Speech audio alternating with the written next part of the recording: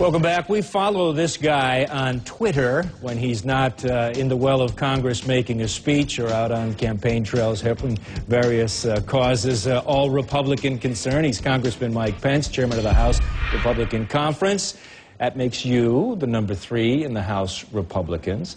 You know what? We're going to follow the lead of our viewers. They want to know about Israel. And I know that's something you know a lot about on the various committees. You've been over there many times. You've talked directly with the Palestinians, Egyptians, Israelis. And it's this whole idea about what is happening in Gaza. Israel attacks or gets on or tries to stop these ships. It leads to a mess. Did Israel do the right thing? Well, look, and thanks for having me on, Drew.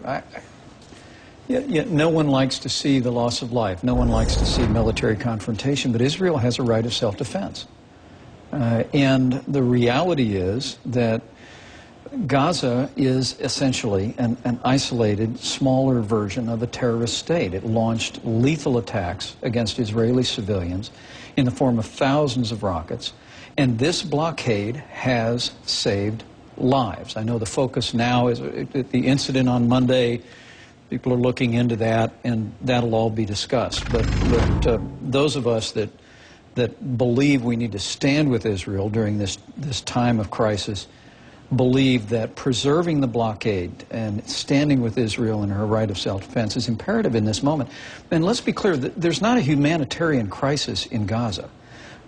Israel allows to be transferred or transfers 10,000 tons of humanitarian aid into Gaza every week. I mean, the hospitals are fully stocked, the food markets are fully stocked. This flotilla was embarked on a mission to challenge the blockade. Security forces, Israeli Defense Forces challenged it, and violence ensued. But ultimately, Israel has a right to defend itself. Congressman, you've been in Congress. This is your 5th term? Yes, sir. Right? 5th term? You've seen various peace efforts come and go. It's been so frustrating for decades now. And once again, it seems we're on the verge of restarting these peace talks, and yet another issue develops where the whole issue flares up again. Are we ever going to get to a place where the Palestinians, where Hamas, will be in a position to negotiate with Israel? Or if we truly want to get some relief to the Palestinians who are stuck in Gaza, should we not be talking about getting rid of Hamas? Well, let's make a very careful distinction between the Palestinian Authority and the terrorist organization of Hamas. Part of the reason behind this blockade, Drew, is to prevent the flow of arms to the extent they can into Hamas, so Hamas can begin again to use Gaza as a platform for attacks against Israel.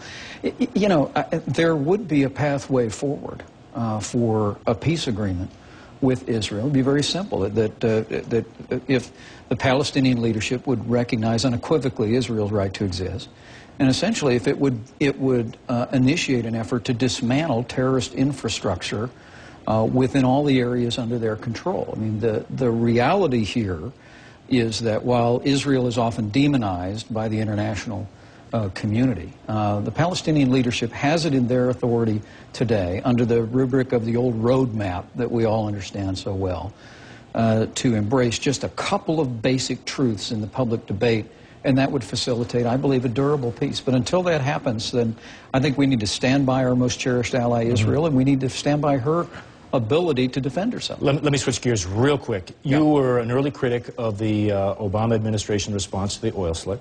It's only gotten bigger since then. Do you still feel the same way, that this administration is not doing enough?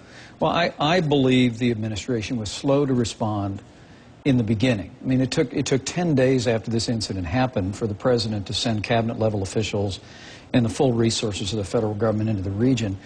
And sadly and astonishingly, the administration continues to be slow to respond. The president, I know, went to the region, had a press conference last week.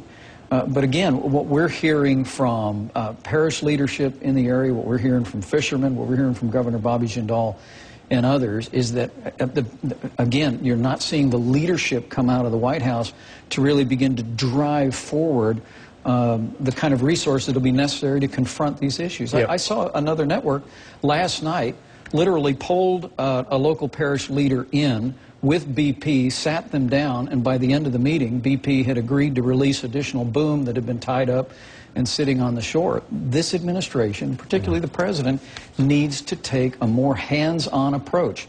BP has a responsibility to restrain the flow into the Gulf. They have financial responsibility, but that's our coastline, and our president, under the law, is obligated to develop a plan for cleanup and to protect our coast, the families, and the environment. All right, Congressman, thanks for stopping by. We appreciate it. Thank you, Congressman Mike Pence. And fishermen in the Gulf say the